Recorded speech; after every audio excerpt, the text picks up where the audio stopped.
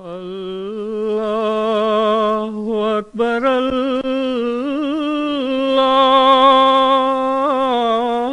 अकबर अशहदु अल्ला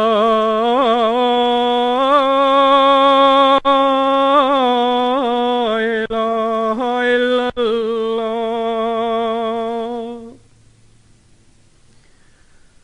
अशहदु अल्ला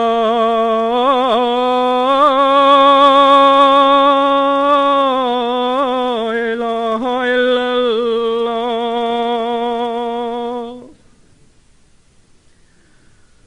अशहदु अन्ना मुहम्मदर रसूलुल्लाह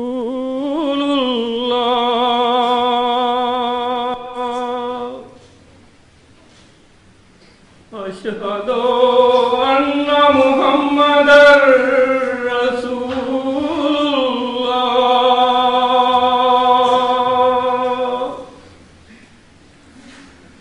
हय्या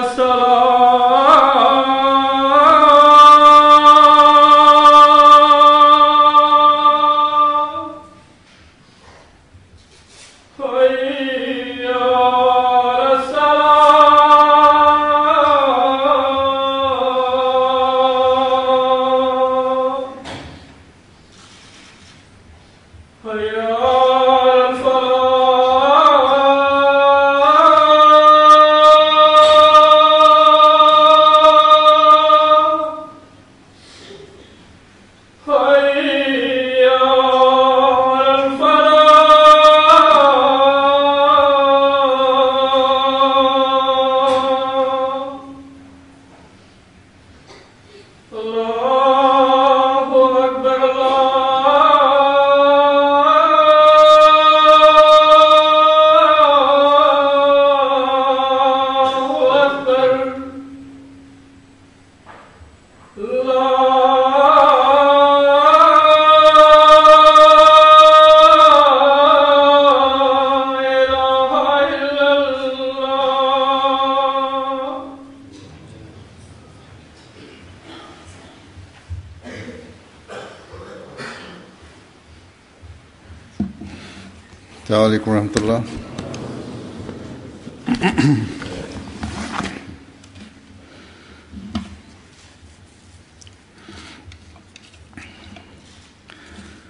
अशहदु अल्ला इलाहा इल्लल्लाह वहदहु ला शरीका लहू वअशहदु अन्ना मुहम्मदन अब्दुहु व रसूलुहु अम्मा बादु फ़अऊज़ु बिल्लाहि मिनश शैतानिर रजीम बिस्मिल्लाहिर रहमानिर रहीम अल्हम्दुलिल्लाहि रब्बिल आलमीन अर्रहमानिर रहीम मालिकि यौमिद्दीन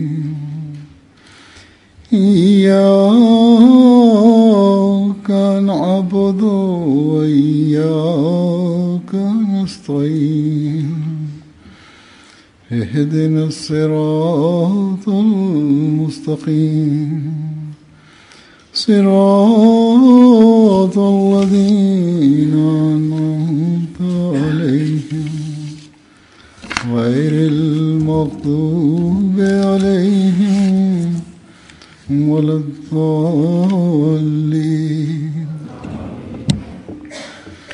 वइज़ यरफ़अु इब्राहीमुल क़वाइद मिनल बैति वइस्माईल रब्बना तक़ब्बल मिन्ना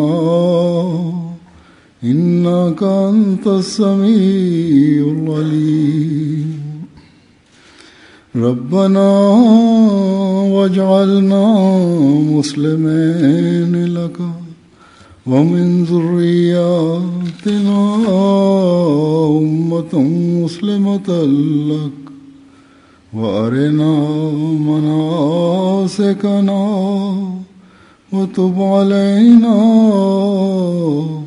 إنك أنت التواب الرحيم.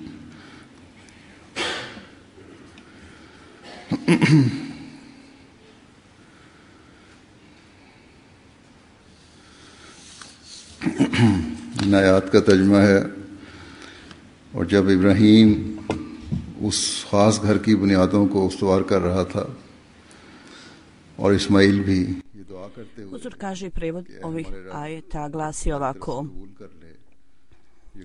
kad je Hazret Ibrahim i Ismail podizali zidove Kjabe, oni su molili Allaha: o Allahu, primi ovo od nas, sigurno si ti onaj koji sve čuje i sve znaš.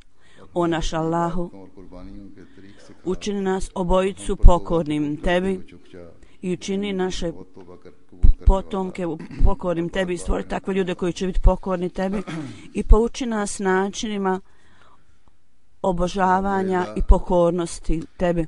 Primi naš ibadet, jer ti si onaj koji prima najmilostiviji.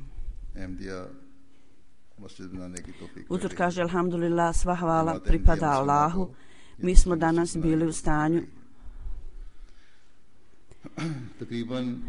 bili smo od Allaha u mogućnosti da napravimo ovu Ahmedija muslimana, Ahmedija džemata su bili u stanju da izrade u džamiju u Španiji, u Valenciji. Prije oko 7 godina, čini mi se, ja sam u džamiji Bašarat u Pedrobadu. Ja sam istakao važnost gradnje još jedne džamije i onda je odlučeno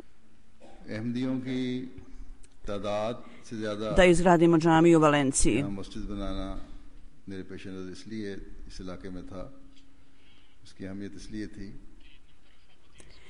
Broj Ahmedi muslimana nije veliki i mi smatrali smo da je vrlo važno da ovdje izgradimo džamiju. Važnost džamije ovdje je da što Ahmedi muslimana je, kao što sam rekao, samo je oko 130, a na drugim mjestima možda je taj broj veći. Međutim, u svakom slučaju ova džamija poslije džamije Mesdžid Bešaret u Podrubi, smatrali smo da treba da izgradimo džamiju ovdje. Njena važnost je historijska pozadina, historijska prošlost ovog mjesta. Iako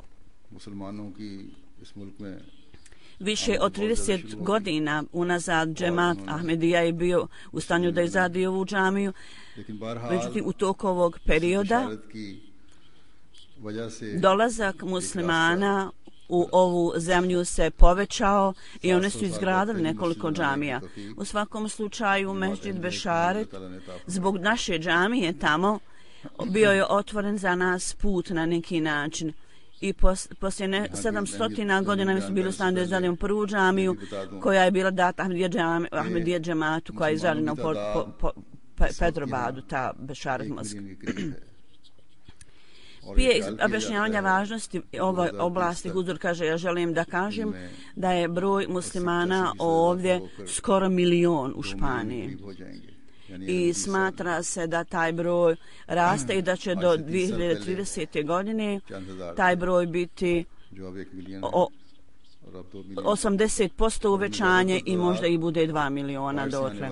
Prije 30 godina bio je samo nekoliko hiljada muslimana u to vrijeme, koji je sada postao 1 milion, i sada većina ovih ljudi su oni koji dolaze iz inostranstva, iz Sjeverne Afrike većinom, iz Maroka, Alžira i tako dalje.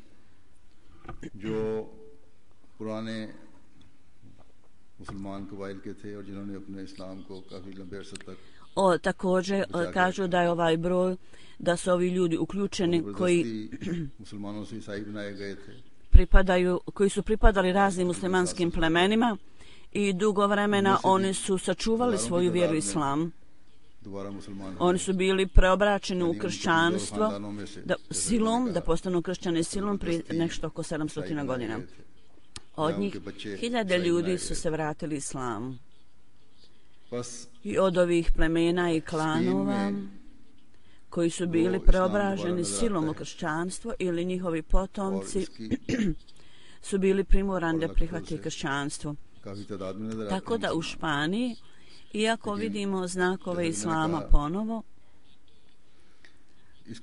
i Allahovom milošću, mnogo muslimana se može ovdje vidjeti, međutim, kao što sam rekao, početak toga je bio učinjen i omogućen kroz Ahmedija džemat, kao sam rekao, kroz našu džamiju koja je prva izgrađena. Istinski islam će se moći vidjeti u ono vrijeme, tada zapravo kad sluge Mesaje, Muhammed a.s.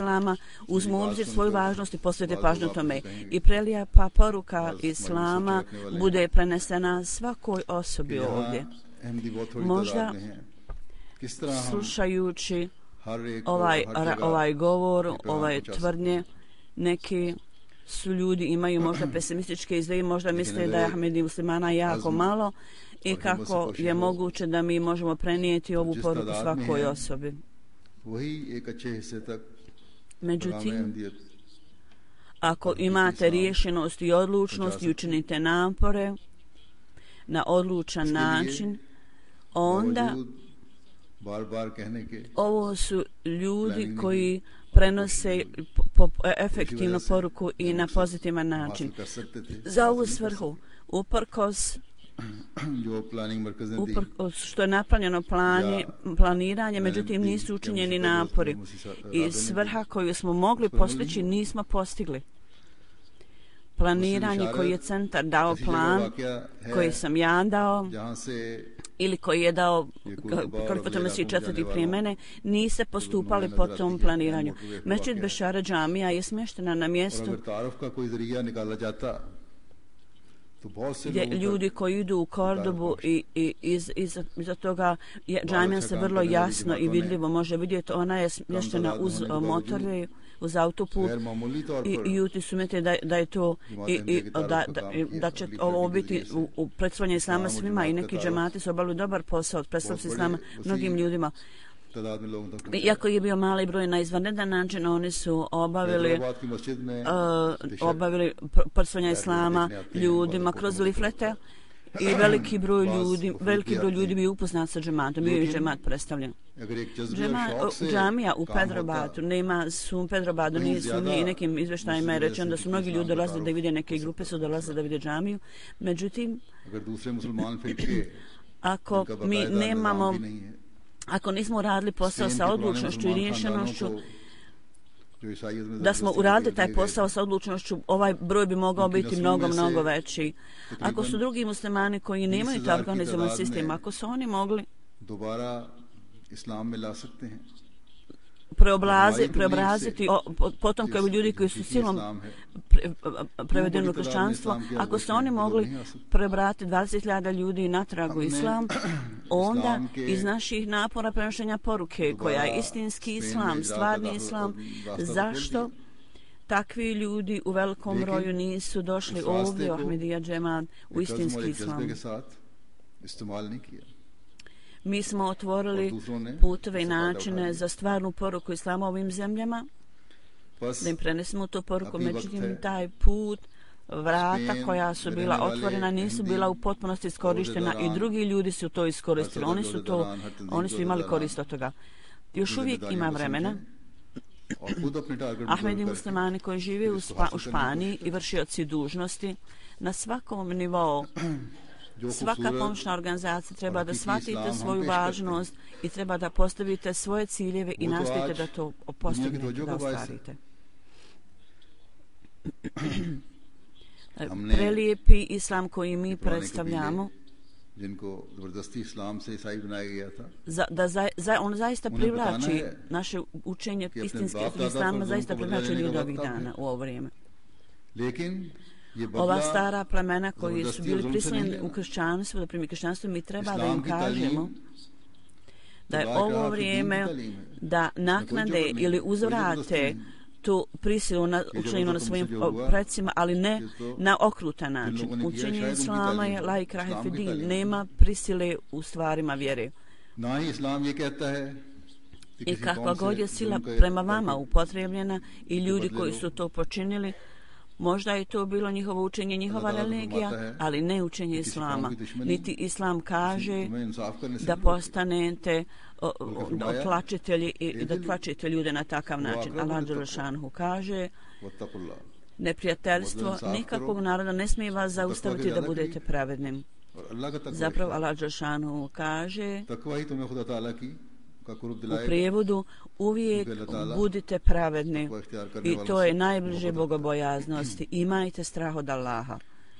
I ovaj strah od Allaha, takva bogobojaznost će vam omogućiti da se približite Allahu, jer Allah voli bogobojazne i ispravne ljude.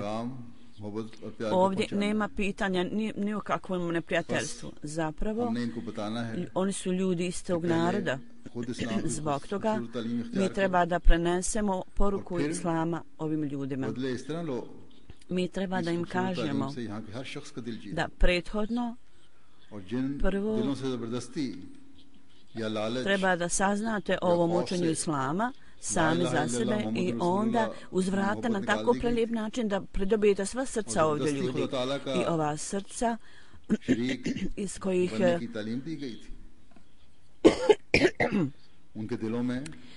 u kojima treba da bude iz srca ljudi je oduzeto ljubav na časnom poslaniku i salava i la ilaha illa Muhammedu Rasulullah. Ovi ljudi su probračeni silom.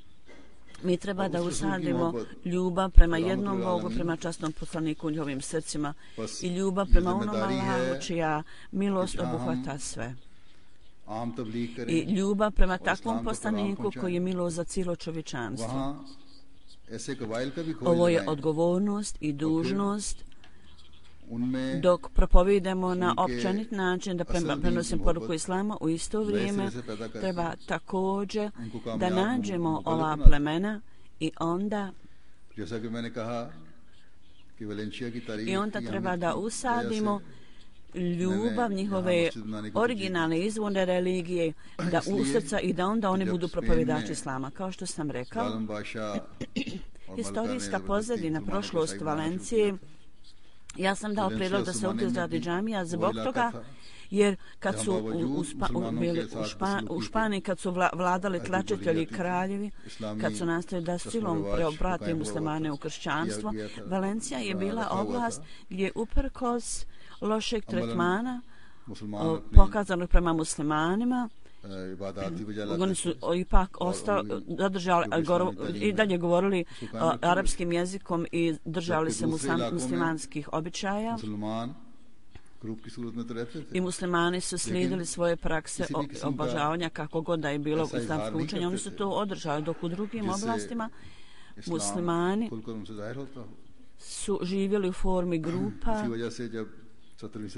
međutim nisu se predstavljali na takav način da to pokaže da su oni muslimani i nisu bili u stanju da pokažu islam. Zbog toga na početku 7. stoljeća kralj tog vremena, 17. stoljeća, ovi kraljevi muslimani koji su pošli prigovarati za izbacivanje muslimana iz Španije. Prvo izbacivanje muslimana je počelo iz Valencije zbog toga što su držali muslimana islama. I ovo je stavljeno u praksu ovdje, jer ovdje, kao što sam rekao, muslimani su slijedili čvrsto svoju religiju i postupali u skladu s tim. Ili su postupali u skladu sa svojom religijom koliko je bilo moguće za njih. Iako u to vrijeme stanje muslimana financijski bilo je vrlo slabo, i oni su bili izbačeni iz velikih gradova i raštrkani u okolnim oblastima. Njihov imetak također bio vrlo mali. Međutim, oni su ipak i dalje mogli imati vezu sa islamom. U svakom slučaju, Huzur kaže, razne vrste sile su ovdje došle, stupaju na djelovanje, korištene. i učinili metom tlačenja i okrutnosti muslimane. Međutim, poslije ovih nepravdi i okrutnosti, neki od njih su izbačeni iz zemlje i njihova djeca su predana kršćanima. Oni nisu ovu djecu pazili kao svoju djecu, nego kao sluge, tretirali su ih kao sluge i robove. Ova djeca koji su bili oteti iz islama i ova djeca koji su rođeni muslimanskim porodicama i bili su muslimani, potpuno protiv njihove volje i protiv volje njihovih roditelja, oni su bili zaustavljeni od obožavanja jednog Boga i umjesto toga bili su primorani da vjeruju u trojstvo. Danas je naš zadatak da potomci ove djece treba da ove ljude učinimo obožavaocima jednog Boga. Ne samo ove ljude, nego zapravo svakoga ako živi u ovoj zemlji, koji mi molimo zbog ljubavi prema ljudima. Svaki čovjek koji ovdje žive imamo ljubav prema ovim ljudima jer mi volimo ljude. I zbog ljubavi prema ljudima mi istu stvar želimo za njih kako želimo za sebe. Ovi ljudi iz ovog razloga treba da ove ljude učinimo obožavaocima jednog Boga. Treba da nastavimo da reformišemo njihov život, pogotovo u ovoj oblasti. Treba da učinite napore za ovu sferu, kao što sam rekao, u ovoj oblasti. Islam je bio najduže vremena sačuvan i učinjeni su napori za to. I izbacivanje muslimana onda nije prije 700 godina bio, nisu izbačeni prije 700 godina, nego zapravo prije 400 godina oni su bili izbačeni odavde i učinjen je napor da se prekine njihov boravak ovdje. Nema nekakve sumnje u tom da poslije ovoga vlada muslimana stoljećima ovdje je vladala musliman, međutim oni su propali zbog svojih vlastitih nastojanja, interesa i zavjera i hilafet je samo postojao po imenu.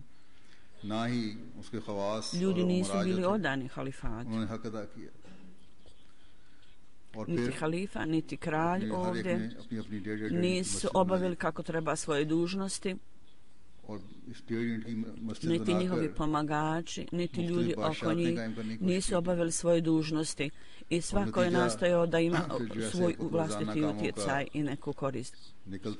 I u tom najmanjim krugovima oni su nastojali da utemelje svoje vlastita kraljevstva i rezultat toga je bio da sebični ovi postupci se mogu vidjeti ovdje. Međutim, sada, kroz Mesaju Muhammeda, koji je Hatemul Halefa, koji je posle halifati Rašta, časnog poslanika, posle četvorce halifa, posle časnog poslanika, on je zaista nosioc bajraka toga i poslije njega utemeljen je sistem halifata. Dužnost je sljedbenika ovog sistema halifata da ova izgubljena prednost bude obnovljena i ponovo ovdje utemeljena. Zapravo, cijeli svijet, u cijelom svijetu ljudima treba biti rečeno o la ilaha Muhammed Rasulullah. Ova stvarnost treba biti rečena ljudima, svim ljudima u svijetu. Allah Đelešanuhu nas je omogućio da izgradimo svoju džamiju u ovoj oblasti. Ovo mjesto je dobro smješteno, na vrlo lijepo mjesto. Ovo džamija se može vidjeti sa ovog autoputa pravo sa strane autoputa i ovdje novo izgrađene su kuće i ovdje su dobri kulturni ljudi, imamo vrlo dobre komšije, to je od Allaha nam dara. Allah nam je dao ove dobre komšije. Također Allahova to naklonost. Treba da u cijelosti iskoristimo ovu priliku. Posle gradnje džamije ne smijemo jednostavno biti zadovoljni time da smo još u jednom gradu izgradili džamiju. Dakle, treba da gledamo stalno na svoje stanje i da gledamo na stanje svog ibadeta i također na svoje dužnosti. Ovi ajete koje sam ja proučio, Huzur kaže, u tome Hazreti Ibrahim a.s. i Hazreti Ismail a.s. na vrlo prelijep način, oni su posvojili vrlo lijep način obožavanja ibadeta Allah nakon gradnje džamije, pokazuje nam put kako treba da najbolji način smo na svoje dužnosti.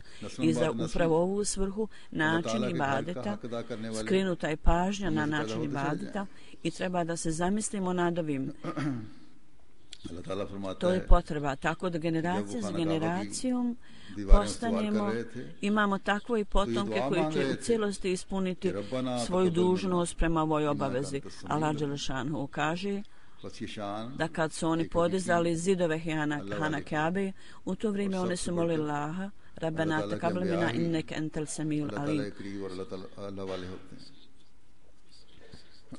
Ova tvrdnja je onih ljudi koji su zaista vjernici u Allaha, a poslanici su takvi ljudi koji su blizu Allahu, vrlo blizu Allahu.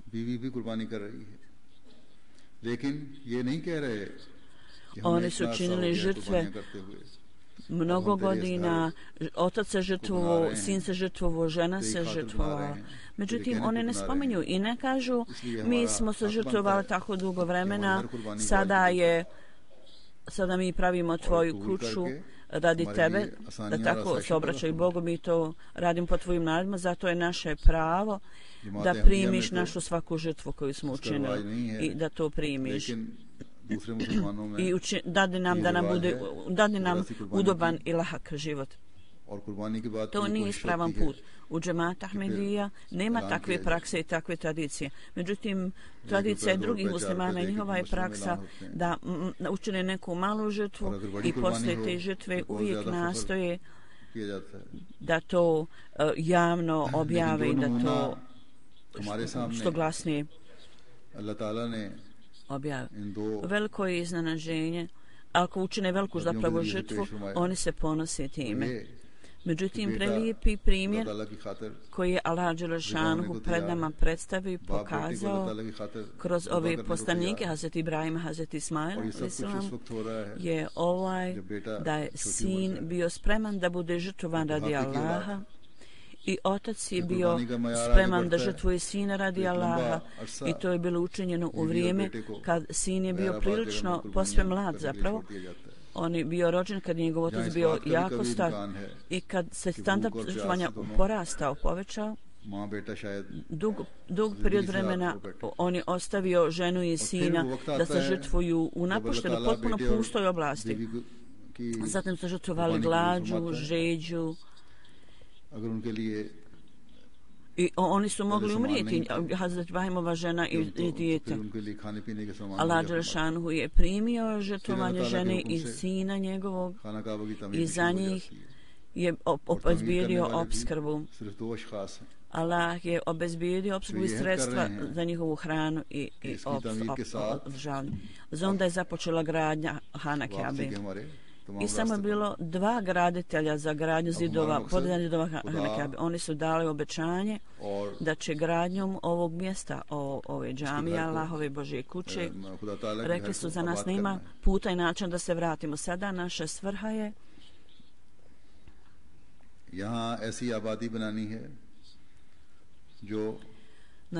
je da sada ispunimo ovu Božju kuću i da je učinimo živim mjestom i treba da utemeljimo da bude takva populacija, takva nastanjenost ovdje koje su muslimani, koji su pobožni ljudi, donijeli stanju džamiju, koji spominju Allaha dželešanu. Oni koji ispunjavaju svoje dužnosti prema ibadetu i mi treba da takvim ljudima nastanimo ovdje džamije, da napravimo, da stvorimo takve ljude, takve muslimane koji se uzdižu do najvišeg stepena među onima koji čine ibadet Allahu i obožavaju Boga.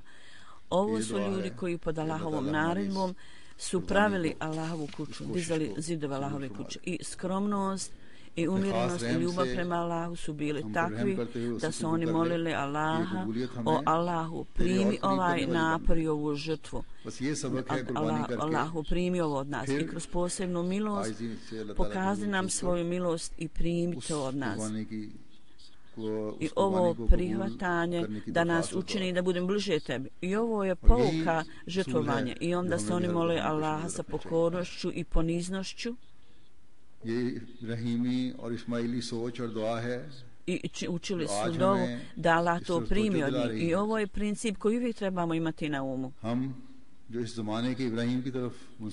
Ovo razmišljanje Hazreti Ibrahima, Hazreti Ismaila, koji našu pažnju poziva na ovu tačku, da mi koji imamo svoj odnos sa Ibrahimom ovog doba, to ime dato obično sam, koji imamo potpunu pokornost i ljubav prema častu sallam, Allah mu je dao ovu čast da je on bio učinjen Ibrahimom ovog doba,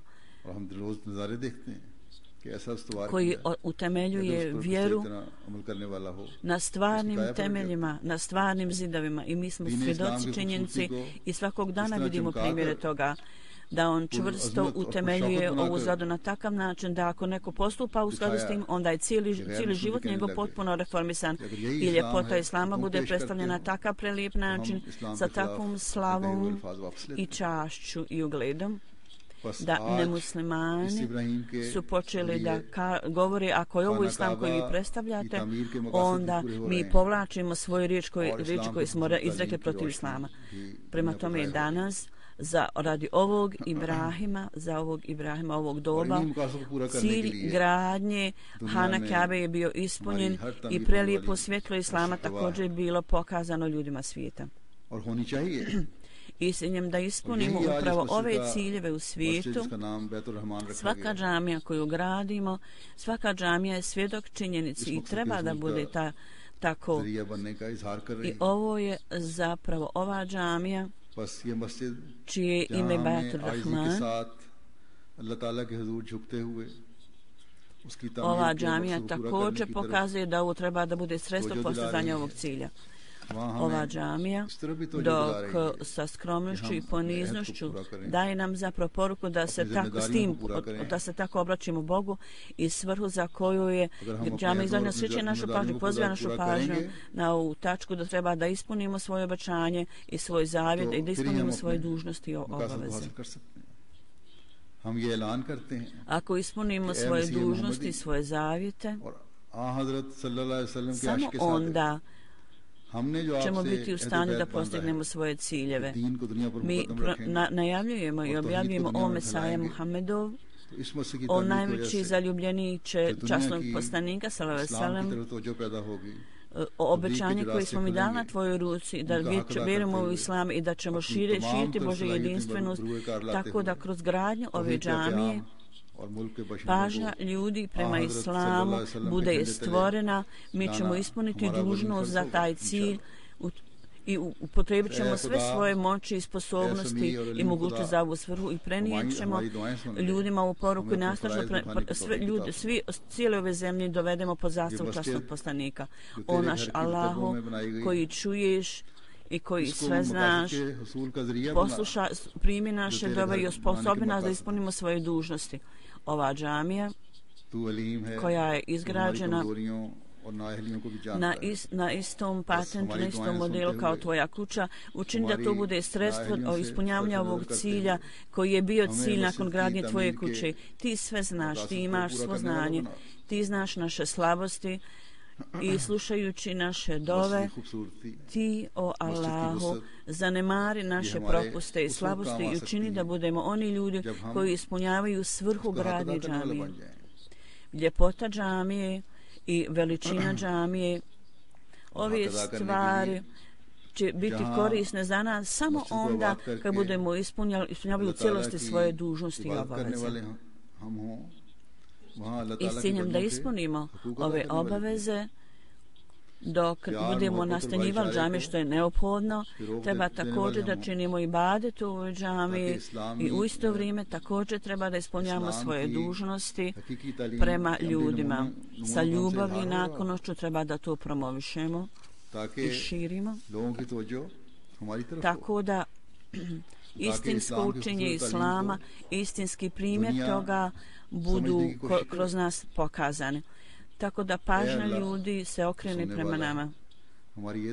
Tako da prelijepo učenje Islama ljudi svijeta budu u stanju razumjeti i da nastoji da i budu u stanju razumjeti. O Allahu, ti sve čuješ, također primi, poslušaj ovo našu dovu i više nego što je prividna ljepota ove džamije, da zapravo duh nastanjivanja ove džamije bude moguće za nas. Stvarni duh gradnje džamije je da ako u stvarnosti taj duh bude stvoren u nama i da budemo tako u stanju da ostvarimo cilj, svrhu za koju džamija je izgrađena. Kao što sam rekao,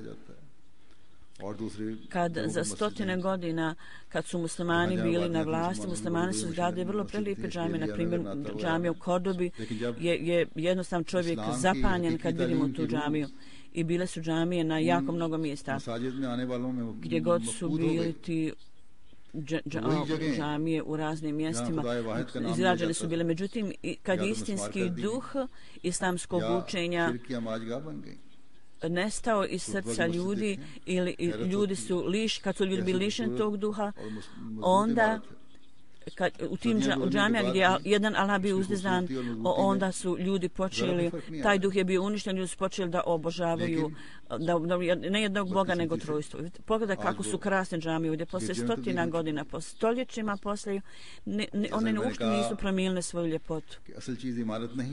Međutim, nažalost, danas one su bile preobražene u crkvu kao džamija u Kordobi. Kao što sam rekao, stvarna stvar nije gradnja, stvarna stvar je taj duh koji se može naći kod ljudi koji dolaze u džamiju i tamo čine ibadet. Kad ljudi napuste takav duh, onda džamije idu u ruke nemuslimana. Ako hoćemo da utemeljimo veličanstvenost ove džamije, sigurno treba da i moramo da utemeljimo, onda mi moramo održavati ovaj duh. I ovaj napor mora da se stalno čini, neprekidno, i treba da molimo Allaha, o Allahu,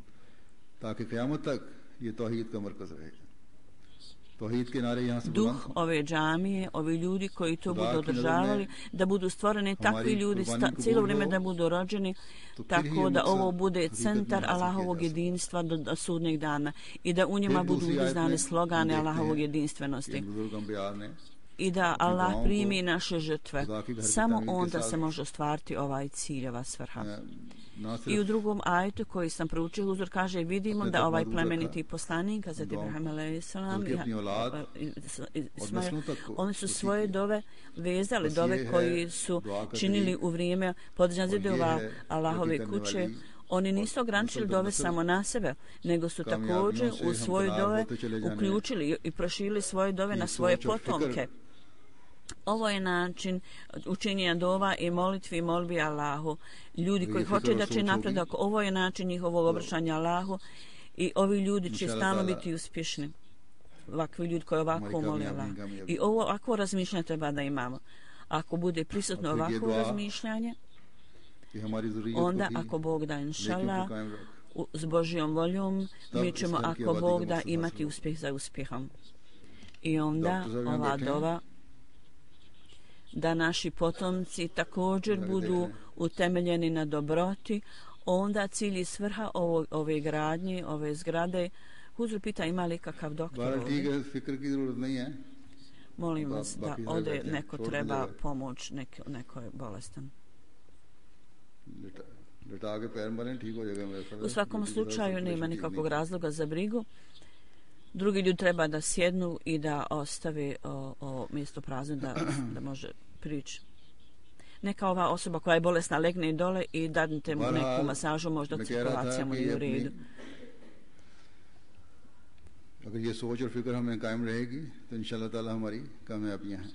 Huzur kaže, u svakom slučaju ja sam govorio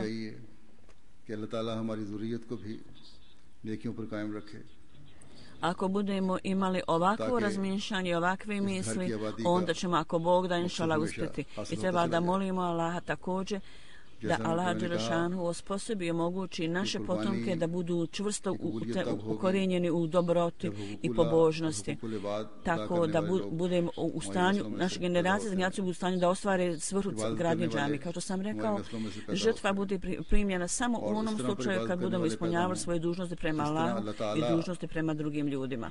I to treba biti pokazano kroz naše potomke također.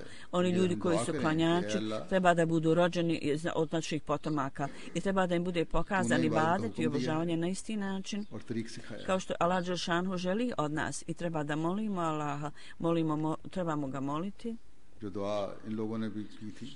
Ti si nam naredio da te obožavamo i ti si nas poučio načinima obožavanja i ibadeta, kako da te obožavamo i da te činimo ibadet.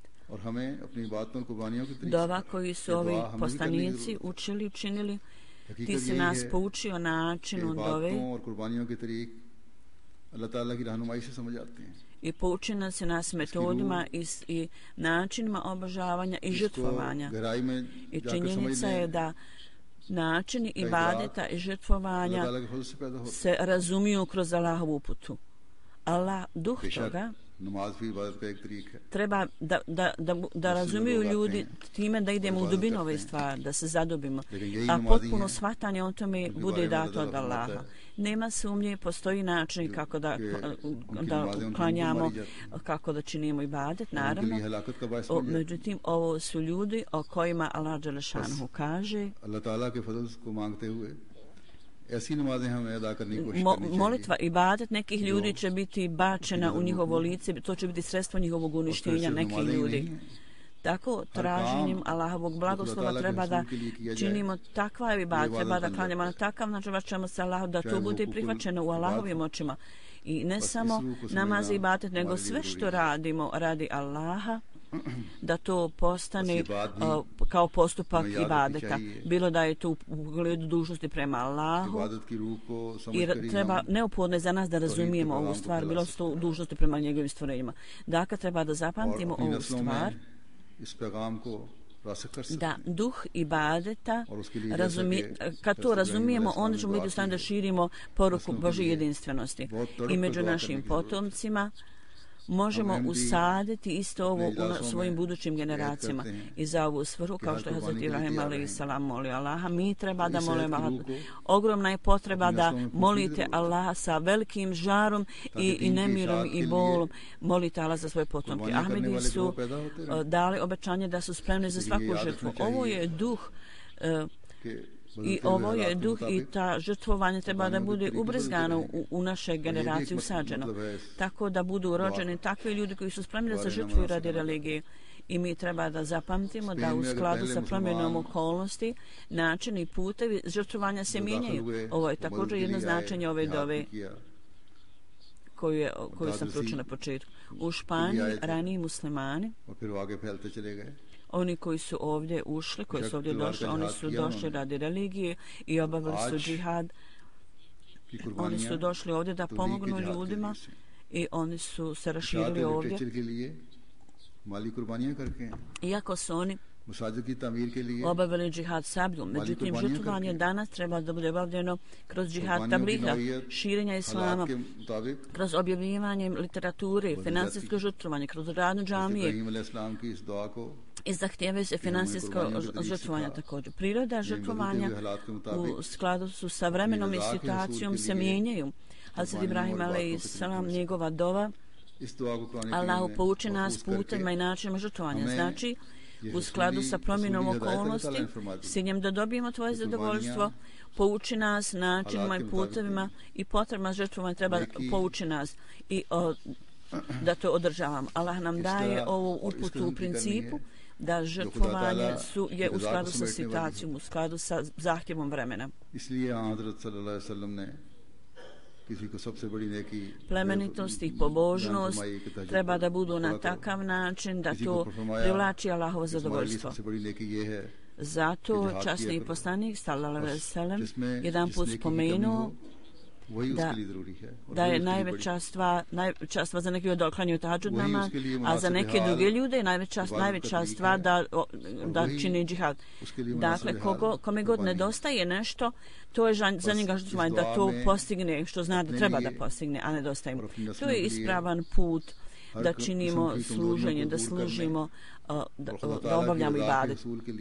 Dakle, u ovoj dovi da molite Allah za sebe i za svoje potomke, za svoju djecu, da prevaziđete svoje slabosti i propuste i također da dobijete Allahovo zadovoljstvo. Jako je dato puno isticanja na ovaj zahtjev, da je ovo jako potrebno. Treba da zapamtite također da ljudi ne mogu postići ovaj standard obožavanja kroz svoj napor i žrtvovanje, nego kroz Allahovu milost. Zato je neophodna dova i da molite Allaha, ja Rabi, ti se okreni nam se i primi naše pokajanje i naš ibadet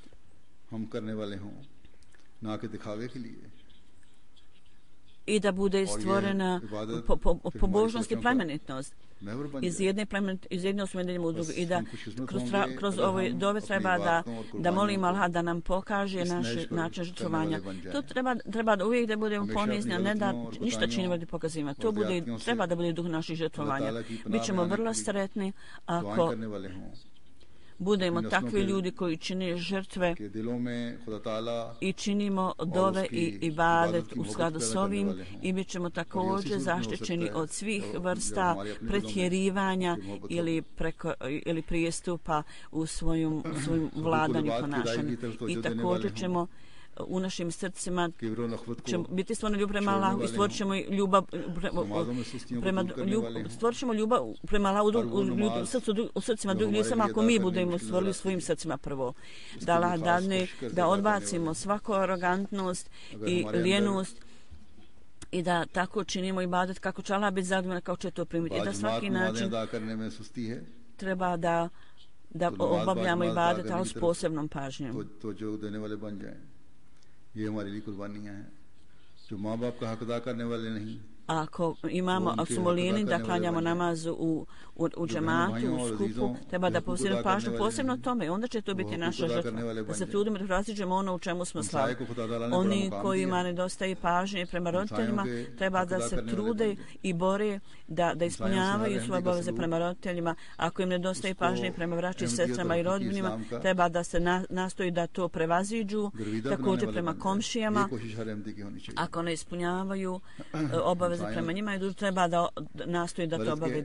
Dakle, prema svakom čovjeku, prema svim ljudima treba da tako da vaše ponašanje usađuje u ljudima ljubav prema islamu. To treba da bude na ponašanje svakog Ahmedije. Ukratko treba da poznate takve ljudi koji pokazuju svako dobro djelo i da ispunjavate u potpuno svoje dužnosti prema tome. Ako budemo tako činili, bit ćemo u stanju da molimo onda Allaha, da kažemo molimo te da nas primiš naše dove i primi naše pokajanje. Mi molimo Allahovu milost. Onda, ako postanemo takvi, onda ćemo također pokazivati, gledati ljude s milošću. Također, ako mi tražimo milost da Allah ne pokazuje milost prema ljudima u svom krugu, to onda nije u redu. Ako je mumin uistinu vezan sa Allahom, onda će sve više i više avenija dobrote biti otvoreno za njega i sve više izražavanja će biti dobrote biti otvorene prema tog čovjeka. Danas Allahovu milošću ova džamija koja nam je bila poklonjena od Allaha treba zapravo da privuče našu pažnju na ovo da takav izraz treba, da mi pokazujemo takav izraz dobrote i dobrih djela. Ovi ljudi koji ovdje žive treba da ispune ovu džamiju i da njihovi potomci ispune ovu džamiju i da ispune svoje dužnosti i da učine da stalno bude i potpuno nastanjena i da također ispunjavaju svoje dužnosti prema cilju gradnje džamije, da nas Allah sposobi da ispunjavamo sve dužnosti i svi blagoslovi koji su vezani za džamiju, da budemo u stanju da postignemo sve te blagoslove. Da Allah Đelešanu primi naše pokajanje i da Allah Đelešanu oprosti naše greške. U jednom hadisu je spomenuto da je časni poslanik sallallahu alejhi ve sellem spomenuo, ovo je prenio Hazreti Ebu Hurajra, साहबा ने जब अर्ज किया कि da koji časni poslanik rekao da vam hoću da vam kažem जीना चाहते हुए भी da šta treba da radite da Allah dželešanu ukloni potpuno vaše greške i propuste. Ashabi su rekli jest, molimo te, reci nam. Časni poslanik je onda rekao obavite abdest s ljubavlju i onda često dolazite u džamiju i očekujte s nestrpljenjem drugi namaz. Ovo je kao da osiguravate svoje granice na ovaj način. Ovo je kao da stavljate konje na granice, čuvare. Ovo je džihad za vas. Zato svaki od nas treba posvetiti pažnju ovome. Danas mi treba da vodimo džihad, rat protiv svoga ega i protiv svojih sebičnog razmišljanja. I svrha prenošenja poruke je također džihad i mi treba da posvetimo pažnju tome. Bez Allahove pomoći mi ne možemo biti uspješni. Bez Allahovih blagoslova, a to se postiže kroz ibadet Allahu, da ga molimo onako kako treba da ga molimo. Ako budemo tako čuli, bit ćemo u stanju da dobijemo Allahove blagoslova i imat ćemo učešće i učestvovat ćemo u učešću u džihadu koji je džihad protiv nas sami. Također učestvovat ćemo u džihadu prenošenja poruke ljudima. U društvu danas ovo je najveći i najvažniji džihad koji treba da činimo. Ovo je džihad koji nas može zaštititi od poruka društva i omogući, osposobiti nas da idemo u prisustvu Allaha, da budemo bliži Allahu i da steknemo njegov blagoslov. Ovo je džihad koji će nas spasiti i spasiti naše potomke od nečistoće i poruka sadašnjeg vremena.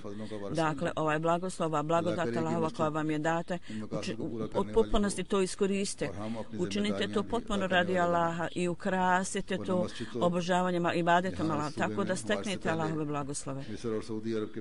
Da Allah nas osposobi i učini da nam dani puni blagoslov, da zašto puni blagoslov, da mi puni blagoslove gradio i džamije. Inače, u ovoj oblasti ovdje, muslimani su već izgradili džamiju u ovoj oblasti. Međutim, oni ne vjeruju u Mesiha Muhammedovog. Njihov propust koji oni imaju samo može biti ispunjen gradnjom džamije sledbenika Mesije Muhammeda. Ova džamija treba da nas probudi i da skreni našu pažnju sve više na naše rastuće odgovornosti.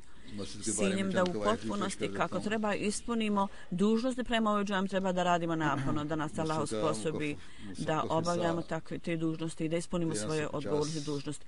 U pogledu džamije ja ću spomenuti samo neke detalje. Praktične oblasti o pridiova zemlje je 1350 kvadratnih stopa.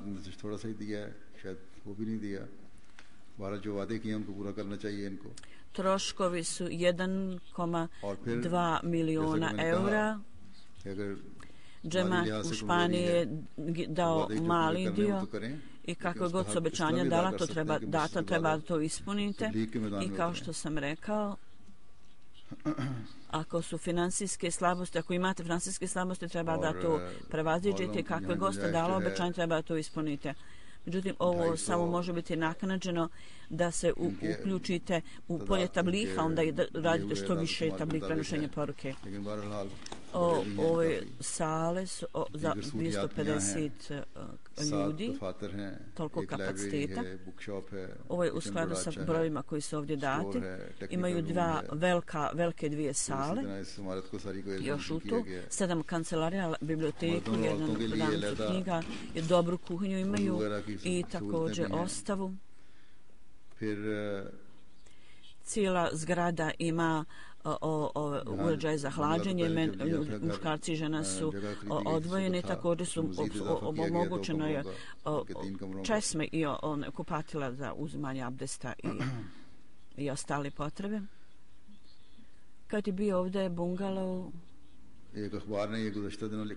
još su 2-3 sobe dodane tom prethodnoj građevini koja je tu ovdje postojala. Jedne novine su nedavno napisale da je ovo najveće mjesto za klanjanje. sada ovo najveće mjesto za klanjanje treba da bude stvarnost. I ono će biti stvarnost kad svako bude ispunjavao svoje dužnosti prema tome, prema ovom mjestu, prema ovoj džami. Još jedna stvar koja je ovdje spomenuta je u pogledu dužnosti prema ljudima. Ovo treba da pokazuju svaki Ahmedi, ovaj novinar kaže, jer ima dobro mišljenje o islamu. Kaže, Ahmedi i muslimani su protiv svakoga ko prolijeva krv u ime Allaha, u ime Boga. I onda on kaže, dva su hola za više svrhi koristi koji mogu koristiti muškarci i žene. Ova dva hola su izgrađeni u džamiju. Huzur kaže da Allah Đelešanhu omogući da ova džamija bude istinsko sredstvo širenja poruke Islama i oni koji žive u ovoj oblasti treba da nastoji da ispune svoje dužnosti u ovom pogledu. Izgradnja ove džamije.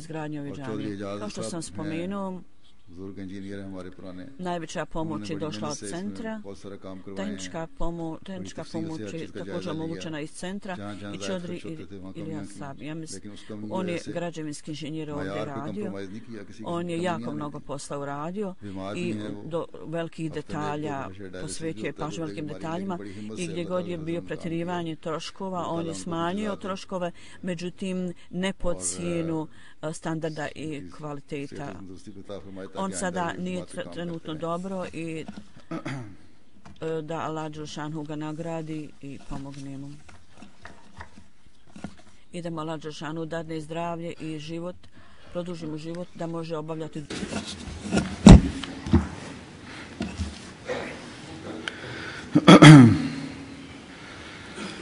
Alhamdulillah. الحمد لله نحمده ونستعينه ونستغفره ونؤمن به ونتوكل عليه ونعوذ بالله من شرور أنفسنا ومن سيئات أعمالنا من